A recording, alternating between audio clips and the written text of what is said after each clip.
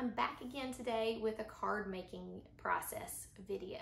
So today we are going to make a card from scratch. So I wanted to show you some fun techniques and just a fun way to make a flower card. I don't always think of changing up the colors of my flowers, but today we're gonna do a rainbow flower card. I got this inspiration from Mona Toth, who does lots of rainbows in her card making, and I just feel like it's such a happy card. It makes somebody smile when they see it. So I feel like that's a great idea for all of us card makers, and I wanted to take you through the process. So if you haven't yet, make sure you hit the subscribe button, like, and notifications. I do a lot of card making tutorials and I do a lot of craft room organization tutorials. So if you are interested in any of those things, make sure you hit subscribe. I will link everything that I use in this video below, and all of those will have a little link that gives me a small commission if you will click on them if you're going shopping today. I appreciate it so much. It takes a lot to run a YouTube channel. If you've ever tried it, it is expensive and every little bit helps. So I hope that you will do that, and I hope to see you back on this channel. Thanks so much, guys. Let's get right into that video. So the stamp that I'm going to use today to show this rainbow technique off is called Statement Flowers by Altenew. This is one of my favorite big stamps because it leaves you a lot of places to color on it. So I really like this set, and we'll see what you think when we're making the cards. So I start by prepping my paper. This is Bristol Smooth paper with a powder bag. You can use all kinds of different stuff with that, but I use Versamark ink to stamp my image because we're going to be heat embossing. And I use some type of tool. I know there's a lot of handmade tools and things where people really put some pressure with their MISTI. I like to do this to get it good and even. And then I usually also re-stamp it one more time. So this is 2 stamps of Versamark. And then we're going to pour the Wow Opaque Bright White on here. And you'll see the design show up when we do that. So here's that detailed design. This embossing powder is a super fine detail one, so you want to make sure you're using that when you've got all these little bitty lines. Now we're going to heat emboss this. You'll see that it is white on white, but you can still see the design pretty well, and that heat embosses beautifully. While we have our heat tool hot, I'm going to go ahead and heat emboss on some vellum with this Beautiful Day stamp set. I'm going to use a lot of these leaves to put behind my flower.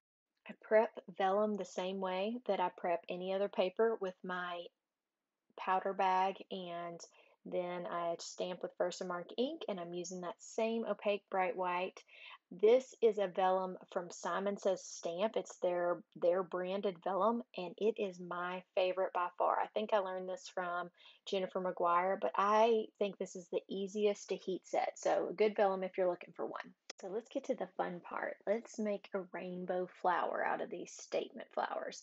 I am going to use my waffle flower media mat. So if you see the white mat under me, I'm kind of tapping off excess there. And I'm going to use my iCrafter little bitty blending brushes. So what I did is I started with Festive berries.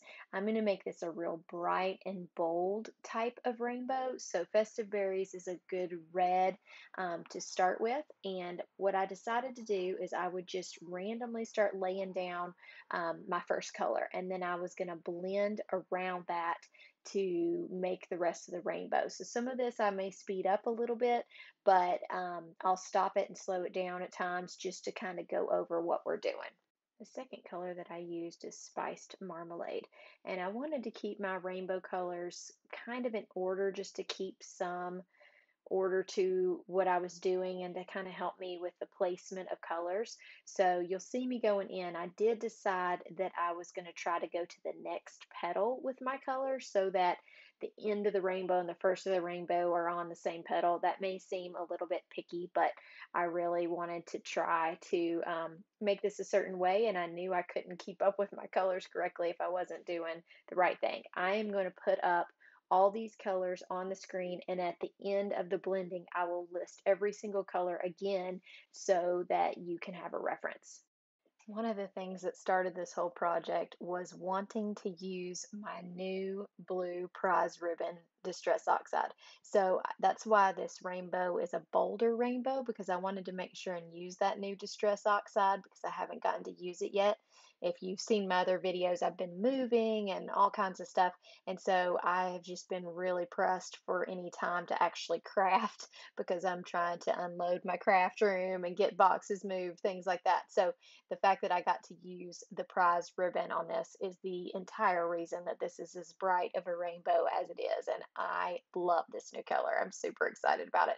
If you hadn't gotten the time to try it, I will also use the Distress Ink version in the background. So this one's the Distress Oxide. I'm going to use the Distress Ink to do the background so you can kind of compare those two together. As I finish up this blending, I am going to pop up the different colors: Festive Berries, Spiced Marmalade, Mustard Seed, Mowed Lawn, Prize Ribbon, and Wilted Violet. That's what I used for my rainbow. We'll see the final product here, and then we're going to go into how to add some white details to this. I'm going to be using a Prismacolor white pencil. I learned this technique from Mona Toth, and I'm just going to go in and add highlights on these flowers. I went a little around the outside edges and then I kind of went down the middle just to give them some depth, and I was really impressed with how this looks. I ended up putting white highlights on every petal of the flower and on the leaves. I don't think you can see it quite as much on the leaves, but on these flowers, it really gives these some dimension. And I did go over most of the areas a couple of times just to add a little more depth. And I will show you the final product. I've also got a picture of this to compare without the white on it to show you the difference and what kind of difference that makes in a picture. And I feel like it just adds that extra little pop that makes this such a cute card. This next shot shows the up close version of it finished, but I think this is more noticeable when you're comparing it to one that's not highlighted and under camera lights. I've noticed there's a definite difference. So I want you to see this shot up close. Card on the left with the white and on the right does not have any highlights. So I think that makes a huge difference. I'd love to hear what you think in the comments. Now let's look at putting this card together. I said I would show you the difference in the Distress Ink in Prize Ribbon and the Distress Oxide in this color. So the Distress Oxide I used in the rainbow part of the flower, and I'm going to use the Distress Ink as a very light wash of color on the background. I'm also going to go in and just kind of highlight and almost make it like there's some shadows around the flower. So when I'm doing cards, I love to use the ink as the background wash of color and the oxide as the actual ink blending on the main part of the card. The inks are just more transparent, and so they give that nice light wash of color, whereas the oxides I feel like are very good at being opaque and they really show off the colors well. So they both have their uses. I definitely use the oxides more, but I wanted to show you these two because they're brand new colors. So I will skip ahead and show you how I did the highlights. There are several different ways that you could make the background have highlights with ink. You could use a very small brush and really kind of just guess where those areas are going to be and add some. But what I decided to do is I already had these extra die cuts cut out that I wanted to use to layer behind my rainbow piece to give it a little bit more depth. And so I decided I would use that almost like a stencil just to add some extra color in areas. So I made sure that I had this in the right place, and then I'm going to go in and add where I feel like there should be darker areas with this brush. And I think that really gave it an extra little bit of depth to the card. So to create dimension, I'm going to do 3 different layers of cardstock. So this one that's blue is because remember we were doing that ink blending with it. I put all that, glued it together, and now I'm going to start laying it out. So this card is not all glued together, but I want to show you the process of adding dimension and details to it. So what I do, because I've always thought this was a little bit challenging, is go ahead and lay the card out before I glue anything. I like to move my leaves around, kind of decide where I think makes it look the most balanced. And I always add in multiples, odd numbers usually. and definitely love multiples of 3 when I'm adding an extra piece. So on this one, I add 3 pieces of vellum, and then we're going to look at how we add the sequins. And I am in love with these Trinity Stamps Bubble Blowout Embellishment Mix. These bubbles are very iridescent, almost holographic. It's hard to capture that on here, but if you look at them closely, they really have a lot of color variance in them. So they're clear, but it reminds me of using holographic cardstock. And so after I was playing with these bubbles, I actually decided that I was going to do my sentiment in the holographic cardstock to kind of match these.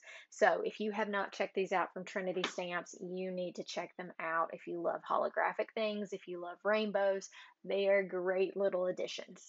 Here's some final looks at the cards. I tried to get you some different lighting and different angles so that you could see them, but I feel like these look great. I am super impressed and so excited to give these to a friend of mine. So I hope you enjoyed this video. Thanks so much for sticking with me. Make sure you hit that subscribe button and like, and I would love to see you back for other videos. If you're looking for anything in today's video, check the description below. I will add my affiliate links there. Hope you have a good day. Thanks. Bye.